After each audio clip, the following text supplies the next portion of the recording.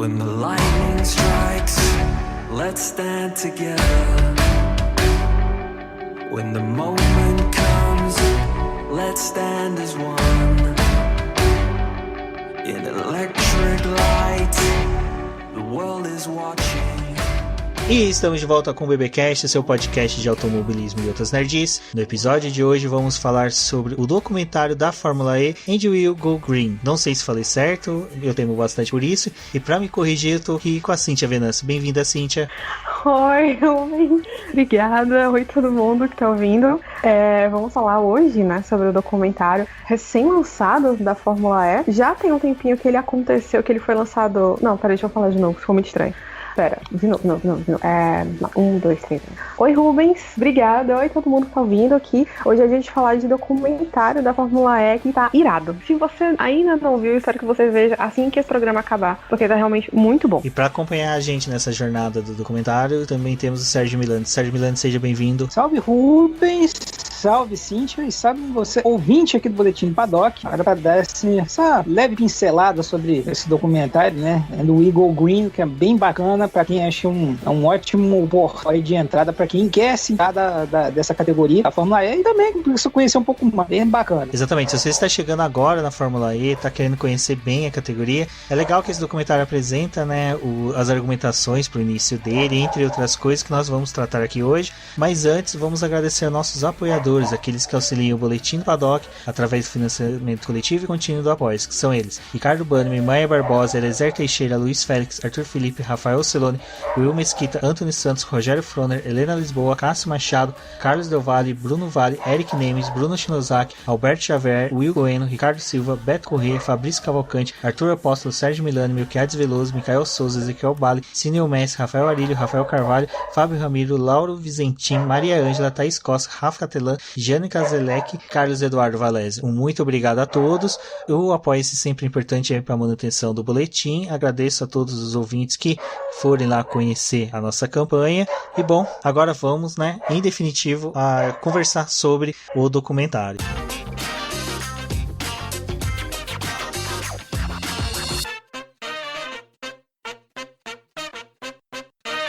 Bom, Cíntia, o legal desse documentário, se podemos colocar assim, é que ele já teve grandes nomes por trás dele, né? A gente pode falar que Leonardo DiCaprio, que veio para a produção dele, ele veio participar, auxiliar na que seria a ligação entre as pessoas certas, né? Porque foi ele que apresentou o Fisher Stevens ao Alexandre, né, Agag, para que fosse feita, né, o documentário. Isso, exatamente.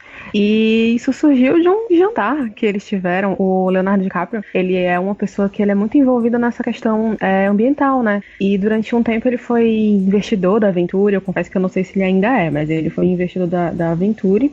E ele sempre ia pras corridas, né? Então, lá, um belo dia eu tava lá jantando com o Agag, porque é isso que acontece quando você é amigo de uma estrela de Hollywood, não é isso mesmo? Então surgiu a ideia desse documentário e parabéns, o documentário foi produzido pelo DiCaprio, mas foi dirigido por duas pessoas que são conhecidas, né? São amigos do DiCaprio, e ficou muito bom. A história ficou bem contada, tecnicamente ele passa a emoção que ele se propôs a passar, sabe, assim, eles escolheram os personagens principais, né, eles pegaram ali 4 pilotos pra contar a história da 4ª temporada da Fórmula E, que aconteceu entre 2017 e 2018, e ele pega uma fase de mudança da categoria, né, então ele vai contando essa história no desenrolar do ano, e cara, ficou realmente muito bom mesmo, assim. Milani, o que foi interessante desse documentário é que quando ele já começa, né, ele já começa apresentando que a primeira corrida ali, o início dela já teve as suas dificuldades.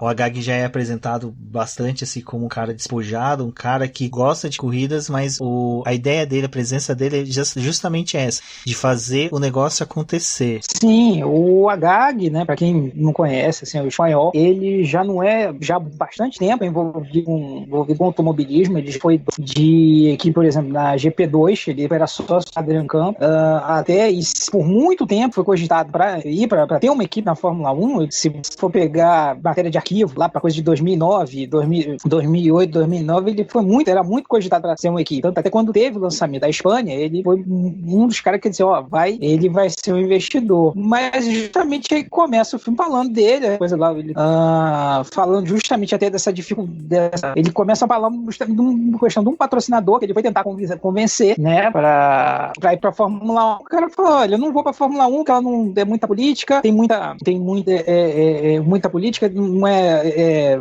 amigável ao meio ambiente, então a gente não tem interesse. Então, segundo ele, né, claro que, né, quem a história beneficia os vencedores, né, ele começa, olha, então eu comecei a pensar que a gente não vai desenvolver alguma coisa nesse sentido, né, de uma categoria que seja ambientalmente correta, que seja mais uma outra pegada além da Fórmula 1, uma coisa que talvez não suplante a Fórmula 1, mas que seja uma alternativa ou que demonstre novos caminhos. E foi lá, ele começa mostrando lá, ele com o Jean Todt, né, da FIA, o presidente da FIA comprou aí, olha, tá aí, se você quiser fazer, faz, né, a gente vai tratar isso como laboratório. E o filme começa justamente na primeira etapa, né, da Fórmula E, o Agag lá, bom louco, saindo, o que tá acontecendo, por que não saiu, o sinal tá com problema, e tal, ali tentando resolver a situação, né, vindo ali na linha de frente para tentar resolver o problema, e resolveu. Tanto lá, deu lá um pouco, mas a corrida começou e a coisa seguiu o seu rumo. Ele, mesmo hoje, ele não sendo o cara de frente, né, ele se afastou da presidência, né, da Fórmula E, ele ainda tem um peso muito grande. Achei ele, se a Fórmula E hoje é o que é, chegou ao nível que chegou, ele foi o cara, né, assim, talvez lá na frente, se a coisa continuar nesse crescendo, ele vai ser, talvez assim, vamos fazer um paralelo dele com o Bernie Eccleston, né, que esse cara que foi o cara que botou a Fórmula E onde está. Se não fosse ele, talvez teria saído. Então, acho um dos méritos também, que é interessante, como a Cíntia falou, de você, além de escolher muito bem quais são os personagens que vão acompanhar, que vai contar essa história, serve também para você ter uma pincelada, né, de como funciona a Fórmula E. E ainda deu sorte também de pegar uma temporada muito interessante, né? Então, eles conseguiram fazer bem os personagens muito bem, e esses personagens funcionaram muito mais importante, né? Aí também eu não consegui apurar, talvez a Cíntia saiba melhor, não sei até, né, Rubens? Se eles pegaram até mais outros para tentar fazer ali opções, né? Mas essa na opção aí foi muito interessante, que aí também já pega, né, briga do de graça com o Nelsinho, já mostra o próprio Verne, né, que acabou no campeonato, toda essa história. Então, é um drive to survive, vamos colocar assim, para colocar principalmente quem gosta de Fórmula 1, né? É um drive to survive em 1h30, 1h40, que é o documentário que a Fórmula 1 levou 10, né? Levou 10 capítulos, talvez, mais enxuto. E até aí tá muito bem contada a história, tá bem editado, tá enxuto. Você não, acho que não sei se você não sente muito tempo passar, é uma edição bacana. Então, para quem talvez tenha uma resistência em relação à Fórmula E, vai ser vai talvez servir para desmistificar algumas coisas, né? Acho que o fã de automobilismo ele tem que ver mesmo que ele ainda tenha lá um ranço, vai servir para ele ver alguma coisa interessante, até para sair um pouquinho, como a gente brinca, da monocultura da Fórmula 1, né? Que uma coisa que por exemplo, Ford versus Ferrari já serviu um pouco para isso. Muita gente que eu fico vendo Fórmula 1, Fórmula 1 achou bacana, começou até a procurar outras coisas. Então é até bom para sair um pouco dessa monocultura da Fórmula 1. E, né, o que vocês acham em relação a isso? O que eu achei legal é que bem já de início ele apresenta a argumentação perfeita para a categoria, porque a categoria ela não veio querer para substituir a Fórmula 1, não é como o pessoal dita que é isso, porque eles já sabiam que o carro era lento, que eles iam ter essa dificuldade da bateria. O que eles estavam fazendo era o seguinte: olha, a gente está projetando o futuro, o motor a combustão não vai existir mais, mas quando vai ser? E quando isso acontecer, como as competições vão ser feitas? E o Agag pegou isso daí no ar, e como ele mesmo se propôs, né, ele é um homem de negócios, e das pistas ele soube trazer isso muito bem. É até legal que chega uma hora do documentário que mostra as origens dele, né, Cíntia, que ele veio da política, e isso é importante, né, ele saber aplicar a política para negociar, para levar as corridas dentro das cidades. Então, esse primeiro momento que mostra o Alejandro como um personagem forte, mostrando que ele estava estruturando a categoria até poder introduzir os personagens que são os pilotos, que, como o Milani falou, foi bem escolhidos, vai. Mais uma vez a gente vê que que o D'Ambrosio, o Buemi não estão muito mais com a cara da categoria, né? Bom, mas também vamos combinar. Se a Fórmula tivesse a cara do Buemi, vamos parar tudo, que é melhor botar Patrulha Fantasma do que pra Tadinho. É só porque tem cara do tropeço. Maldade. Uma cara do Buemi, por exemplo, talvez como Buemi, como a cara da categoria, não sei, entendeu? Acho algo me diz que não vai funcionar muito bem, entendeu? Sugestão. Não, eu ia dizer que melhor que a cara do Buemi, só os rádios do Buemi. Então, se a Fórmula E soasse como um Buemi, aí sim teríamos um problema. Sim. Não, mas o Rubens estava falando do Agag, do político, Agag, né? E realmente foi uma habilidade, digamos assim, que foi crucial na empreitada, né? Porque ele estava propondo um negócio completamente novo, entendeu? Então, você imagina o tanto de coisa que ele não deve ter escutado, de um monte de gente diferente achando que não ia dar certo, e ele tinha que provar pra todo mundo que ele estava certo, né? E como ele mesmo fala, né? Eu amo a política. Ele realmente gosta disso. E que bom que ele gosta, porque ele precisou muito e soube fazer bem, né? Tanto que a categoria tá aí, finalizando o 6º ano, quase entrando no 7º. E o Agag, ele é um personagem à parte, sabe? Assim, eu acho que pra quem conhecia pouco, né? Assim, eu não conheço muito da história do Agag, eu conheço algumas coisas. Mas pra quem conhece ainda menos, é muito interessante ver o lado B dele, né? Porque eu acho ele uma pessoa extremamente carismática. Muito, muito, muito carismática. Não, isso aí é inegável. Né? E assim, você vê aquele personagem é muito louco, porque ele é o chefe de todo mundo, né? Então ele tá aqui sorrindo de boa e do nada ele tá: ei, quem é o responsável por aquilo ali? É o fulano, eu vou matar os dois, porque tá dando errado. Aí xinga e briga. Não, ele já vira em espanhol, tá né? Isso. Exatamente. O sangue latino. Não latino, né? Mas o sangue hispânico fervendo. E aí tá lá com o charutão dele. E depois é interessante, lá mais pro final tem uma hora que o Verne tá furiosíssimo, porque na primeira corrida de Nova York ele teve os tempos cancelados. E ele tava surtando, foi lá tirar satisfação com o Alberto Longo. Aí o Longo, muito tranquilo, olha, não fala assim comigo não. Se você fez o negócio errado, tá errado. Aí foram falar isso pro Agag e ele: não, claro que ele tá com raiva. Eu estaria matando todo mundo. e ele realmente um grande, grande personagem. Ele define o piloto como bebê, né? Tipo, mas ele é um bebê. Um bebê, é verdade. Um bebê chorando. É verdade. Mas ele é um personagem. Ele exatamente começa. Talvez essa coisa também da política, dele ter se envolvido, ele era muito ligado ao primeiro-ministro, com o José Maria Aznar, lá no final da década de 90. Ele foi assessor, né, dele. Ele não foi sucessor, mas ele era muito ligado a essa galera. É assessor. Eu entendi sucessor, tipo. Então, esse lado realmente ajuda muito. E ele meio também, então, com essa coisa do Cajun também, ele montou muito bem ele, o personagem. Sim. Sobre a apresentação do carro que vocês falaram, eu não sei se na época vocês acompanharam o lançamento. Eu lembro que antes, né, da própria aprovação da categoria, a FIA exigiu que eles montassem um protótipo, que era um carro feio, que era o EF01. Carro feio, ele não era feio, ele emulava muito mais o carro de Fórmula tradicional, então ele não tinha essa personalidade, né, que o primeiro carro de Fórmula 1, que era aquele Renault, o Spark, né, tinha. Então, na hora que teve a apresentação, eu lembro que tava todo mundo esperando o EF01, que é um carro bem parecido com o Fórmula 3 regional, e quando apresentaram o Spark, todo mundo, opa, pera aí, os caras estão trazendo algo diferente, porque o carro já tem uma pegada diferente, ele já tem essa asa dianteira aqui que meio que tenta cobrir a roda dianteira, na traseira ele já tem uma proteçãozinha diferente, então eu acho que até essa mudança que eles tiveram do modelo do carro conseguiu atrair bastante o público, né? Sim, isso aí foi, acho que, determinante, você pegar, porque você colocou bem, no início tinha coisa, o carro elétrico também, você colocar na modo geral, ele era meio mongondron, aquela coisa que meio assim, mesmo de competição, então fugiu um pouco do lugar comum, né? Só lembrando também que quem faz, né, os carros da Fórmula E, já desde o início, a Spark, né, um dos sócios lá é o Frederic Vasseur, que é o chefe de equipe da Alfa, na Fórmula 1. Então, também é mais uma ligação da Fórmula 1, né, com a Fórmula E. Aí, justamente, quando houve aquela apresentação, peraí, tem os caras não estão querendo brincar, porque a Fórmula E, vamos combinar que ela desde o início, né, ela foi vista, não, ela aqui, ó, ela vai ser laboratório, ela vai ser vai servir para desenvolver talvez novos formatos, vai ser essa coisa de cidade, vai justamente ser também disputada num período ali que não tem grandes competições, e também uma série de pilotos no meio do início, a série de piloto também, como muita gente já gosta de falar, é cemitério de piloto, né? Então, assim, no início ficou também essa situação toda. Porra, esse carro meio esquisito, um monte de piloto aí, meio mais ou menos, cara revulgo e tal.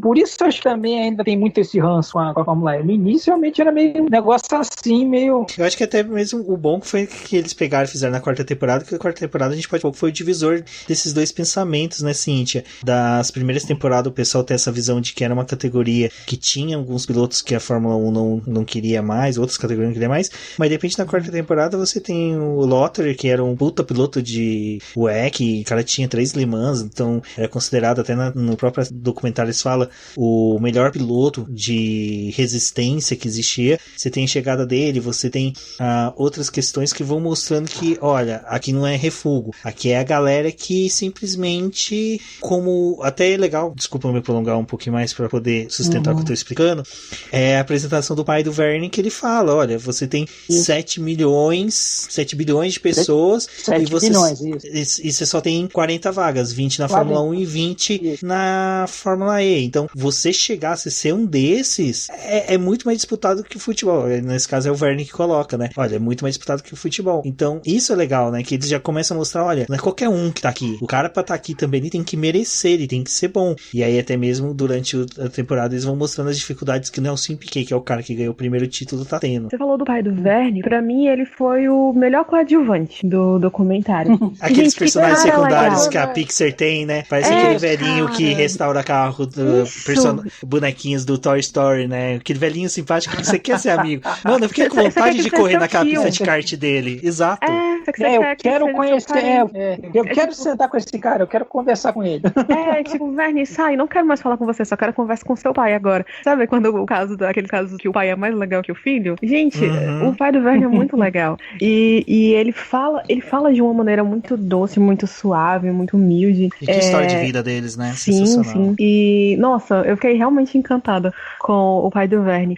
E realmente aquela temporada, além de entrada de novos pilotos e tal, foi, como eu até coloquei lá no texto que eu fiz sobre o And We Go Green pro BP, essa temporada foi um período de transição. Foi quando foi anunciado o Gen 2, que teria uma bateria só, que não precisaria mais trocar de carro. Então, no próprio documentário até mostra umas cenas, né, da McLaren desenvolvendo a bateria, e é mais uma ligação com a Fórmula E.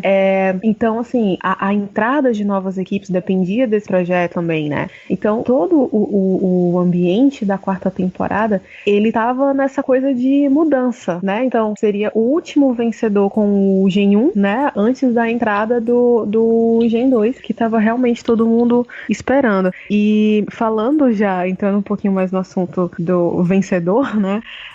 O Verne, eu acho que, assim, por motivos óbvios, né? Já que ele foi o campeão da temporada, ele acabou sendo, dentre os pilotos, o que teve mais destaque. E toda a vida dele, a carreira dele foi abordada, assim, de maneiras, assim, de vários ângulos. Então, você teve a relação com o pai dele, o apoio que o pai dele dá até hoje, a importância que o pai dele teve em toda a carreira dele.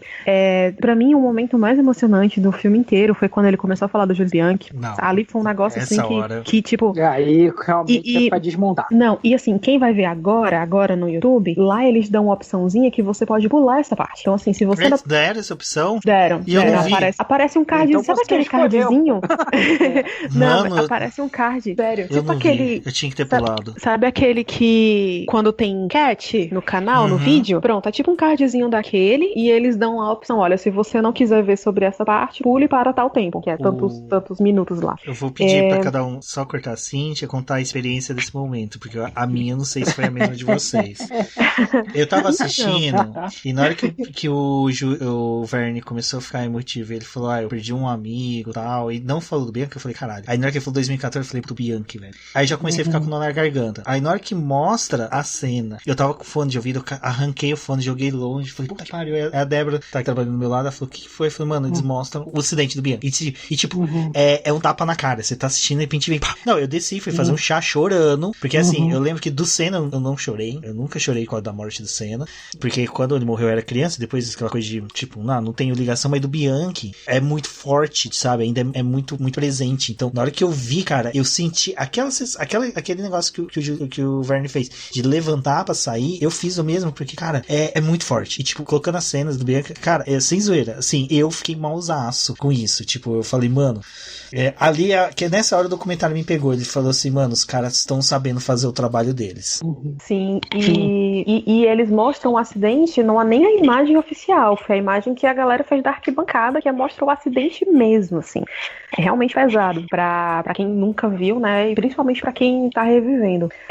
Nessa parte eu me emocionei também, eu não cheguei a chorar como você, mas eu fiquei, sabe, eu tive que me segurar um bocado, porque é realmente um momento muito emocionante, e eles contextualizam também com todo o processo que o Verne passou. Então, assim, o Verne, ele foi chutado da Red Bull, né, da Toro Rosso, o Helmut Marko falou coisas horríveis dele, e ele foi parar na Fórmula E, quando ele chegou na Fórmula E ele tava puto, ele não era legal com ninguém, ele mesmo fala isso e mais de uma vez durante o filme, que ele tava, como ele chama de um lugar obscuro, né, então ele era uma pessoa infeliz, sim. Nas 2 primeiras temporadas ele era uma pessoa infeliz, até que ele entendeu de alguma forma que ele precisava evoluir nisso, né? E aí coincidiu com a chegada do Lothario e os caras viraram best friends, assim. E mostra também o quanto a presença do Lothario foi importante nessa fase pra ele, porque tem um momento que o próprio Sam Bird fala, acho que 2 ou 3 momentos, que ele fala que eles não se davam bem, assim, que o Verne era um cara que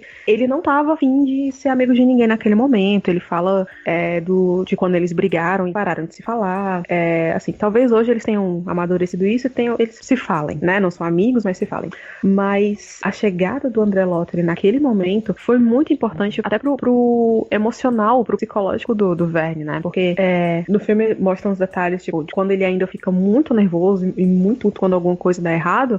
E o Lothario tá lá de boa, assim, né? Tipo, O Lothario já é aquele cara calejado, assim, né? Já é um cara há muito tempo. Ele falou, já passou. Eu acho que eu era assim também na idade dele, mas agora eu só tô aqui, eu entendo o que ele tá passando, mas beleza, né? E é interessante você ver esse contraste de 2 gerações, né? Eles têm quase 10 anos de diferença e realmente, assim, foi muito importante ter essa coisa ter uma figura mais madura, né? Pro Jeff poder evoluir também, não só como piloto, mas como pessoa, né? Sim, eu acho que é importante porque realmente, como você falou, ele veio muito mexido do que aconteceu, né? Ele tinha muito golpe sido preterido pelo Kvyat, né? Na Red Bull.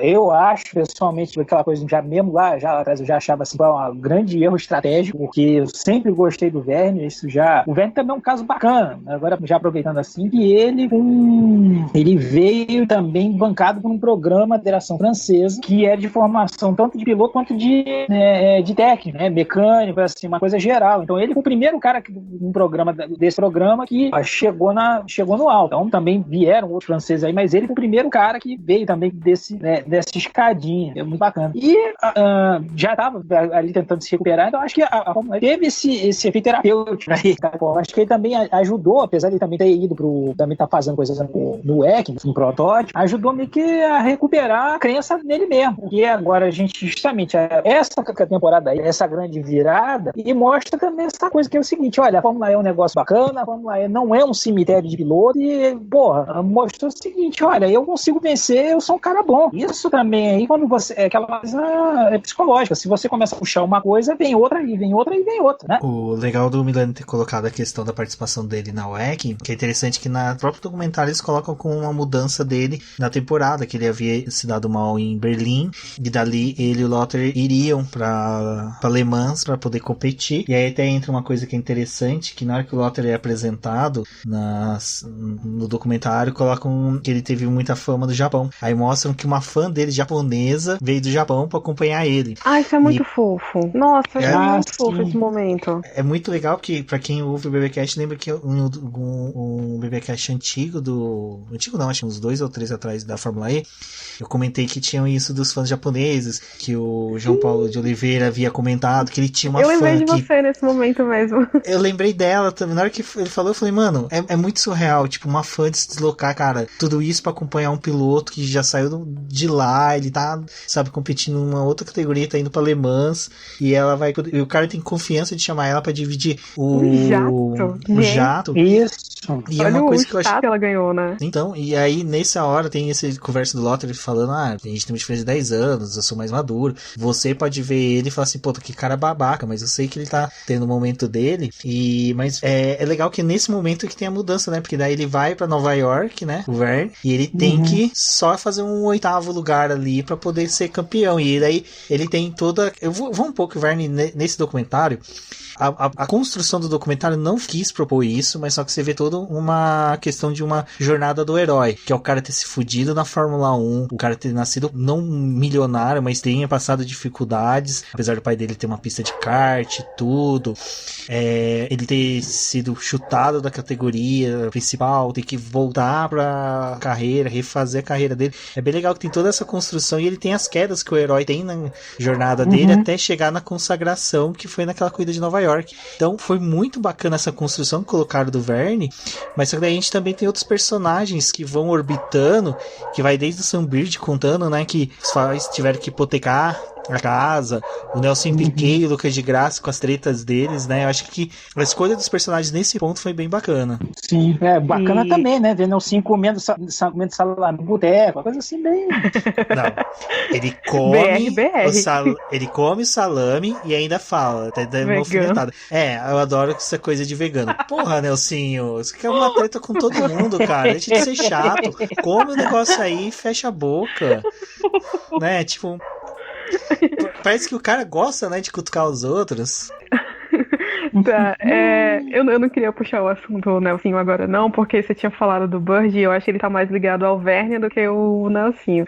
Então eu vou puxar o Bird, que foi o outro personagem escolhido, né? Eu já conhecia também um pouquinho da história do Bird, eu já sabia dessa história de ele ter quase falido antes de entrar pra Fórmula E, porque ele, basicamente foi o que aconteceu, né? Assim, lá no vídeo mostra o acidente que ele teve, que deu prejuízo pra equipe, que não podia gastar e que, enfim, a família dele se endividou e tal, e ele tava quebrado, né? E ele também teve aquela história da Mercedes de sempre ser o reserva, né? O cara que tá ali o tempo todo, mas na verdade não tá, né? Ele tava lá só pra tomar café, como ele mesmo falou. E ele tem uma frase genial que era tipo assim, é muito mais fácil. Eu nunca consegui um carro na Fórmula E, ou na Fórmula 1. Seria muito mais fácil eu ir pra Lua numa banana do que conseguir um carro, né? Um lugar realmente na equipe. E você sente isso, porque, cara, ele passou 4 anos lá, né? Foi de 2010 até 2014. E você imagina você ficar 4 anos ali, indo pra todas as corridas, pensando se um dia você ia ter uma chance, assim, mesmo que mínima, e o negócio nunca aconteceu. Oi? Não, mas ele não ia bater o recorde do... Ele não ia bater o recorde do Gary Peck. Eu lembrei dele também. Era só da querida McLaren. O Gary Peck também, assim, se você tiver cuidado, procure no Google, eu acho que o tempo que ele teve como piloto de teste da McLaren, ele já poderia contar pra aposentadoria dele, né? O Rubens, eu acho que não sei como ele não conhece a lei inglesa de aposentadoria, mas na brasileira, eu acho que certamente ele encaixaria. Que de tempo à disposição, com certeza. Eu acho que no caso do Bird, cara, ele foi o pássaro que mais consumiu cafeína em todos os tempos. Nossa. Ele ultrapassa o jacu, que é um pássaro brasileiro que também come semente de café, caga, e o pessoal recolhe o cocô pra fazer café de rico. É sério, existe isso. Caraca. Sim. No Vietnã tem um macaquinho, em Minas Gerais, lá na região de Guaxupé, o pessoal recolhe cocô de jacu pra fazer café. Fiquem com isso na mente. E o Bird brinca, né, que ele o Bird explicando as coisas ali na mesa de café, eu achei sensacional, cara. Eu quero sentar um dia e tomar um café com ele. Que ele primeiro foi explicando que ele nunca tomou tanto café quanto ele tomou na época da Mercedes, né, porque ele tinha que esperar Michael Schumacher aposentar, aí veio o Lewis Hamilton, e quando com o Lewis Hamilton ele conseguiria uma vaga, e depois foi na hora que ele foi explicar a questão da recuperação de energia, né, da frenagem, tudo, e que ele ficava com a com a colherzinha explicando, cara, como... ele me lembrou muito a escola antiga de cinema, que era que o Marlon Brando participou, que é o ator pegar objetos que estão à disposição dele e fazer parte do roteiro, que é que nem a famosa cena que o Marlon Brando tem no Poderoso Chefão, que ele pega um gato, fica acariciando, e aquele gato era um gato que ficava solto no estúdio, que ficava caçando ratos que ficavam comendo filme. Então, cara, aproveita isso. E o cara pegando a colherzinha, explicando, não, a energia é assim, E eu parei pra ficar olhando a colherzinha e, tipo, assimilando o que ele tava falando, eu falei, mano, o Sam Bridge é um cara que, puta, temos que torcer pra esse cara um dia ganhar um título. O cara merece só pelo saber explicar, parece professor de cursinho, explicando como é que recupera energia. E depois, eu fiquei com muita dor dele, coitado, na hora que ele falou que teve que hipotecar a casa, teve que brigar, e aí fala que não vem de família rica, aí eles colocam em contrapeso, coloca a história do Nelson Piquet, que fala que Nelson teve todo o apoio do pai, até o Lucas de Graça depois que reforça isso, que é sempre a única coisa babaca que eu sempre achei do Lucas, apesar de gostar dele em outros pontos, é esse dele bater na martela que ele tinha que lutar contra os sobrenomes do Piquet e do Senna. Sei lá, cara, eu acho que quando o cara tem talento, ele consegue se sobrepor sobre esses sobrenomes, sendo que Lewis Hamilton correu também contra Piquet e Senna, né? Então, tem tudo isso. Mas é legal que o documentário foi mostrando essas coisinhas que tem dentro da Fórmula E, que é que o pessoal não observa, que tipo, como a gente só tem os 15 minutos antes da corrida, 15 minutos depois, a gente não tem todo esse dinamismo que o documentário deu das entrelinhas da relação entre os pilotos. Sim, e só um negócio que falou do Lucas de Graça, é interessante ele falando, todos os patrocínios iam pro Piquet e pro Senna, e aí cortam uma imagem, uma foto lá que ele tinha, sei lá, 15 anos em Mônaco, entendeu? Assim, beleza.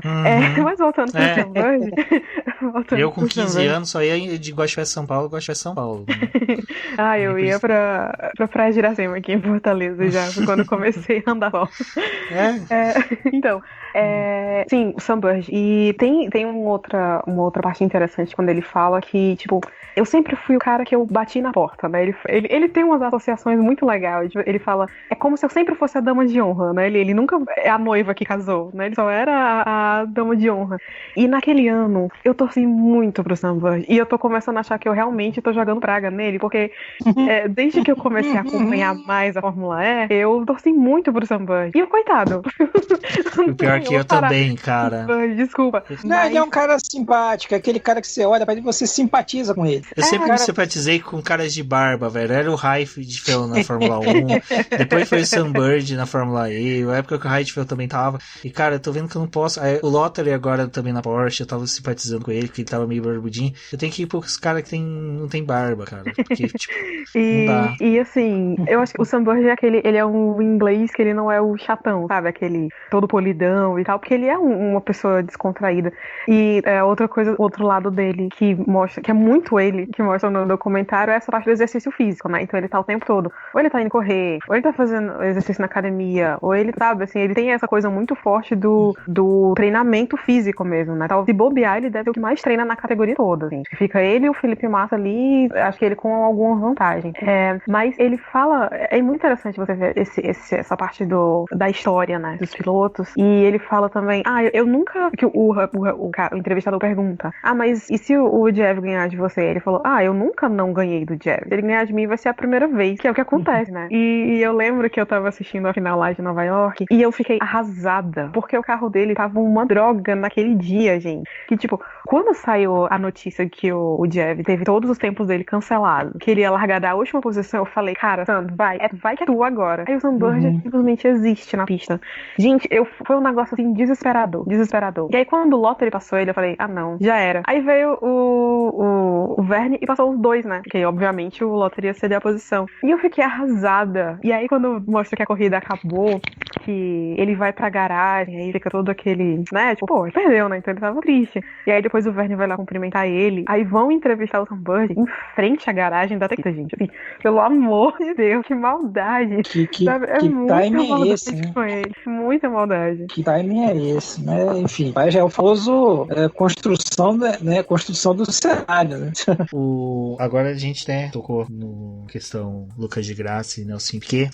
É bem interessante que os dois dois começam a se colocar em posições que é surpreendente. O Lucas de Graça se vitimiza, né, falando que questão que ele nunca foi um cara privilegiado pelo sobrenome, pelo nome, mas ao mesmo tempo no começo ele fala que o esporte pra ele é quase que um hobby, aí ele tá andando de jet ski ou de um esqui lá especial, eu acredito que seja em Mônaco, onde que ele tava morando.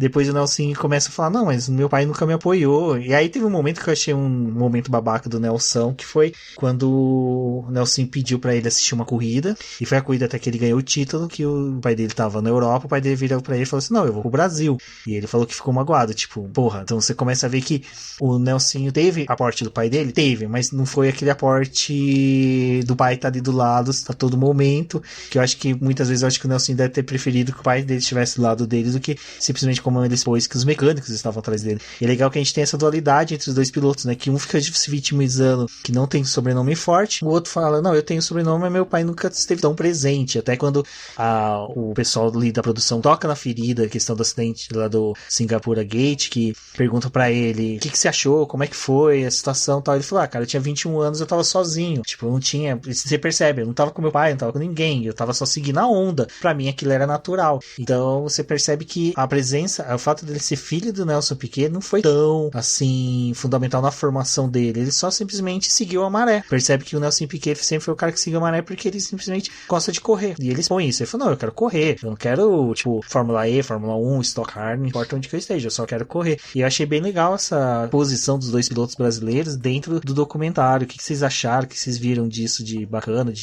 triste, de chato, vontade de socar os caras? Até colocam, né, o Nelson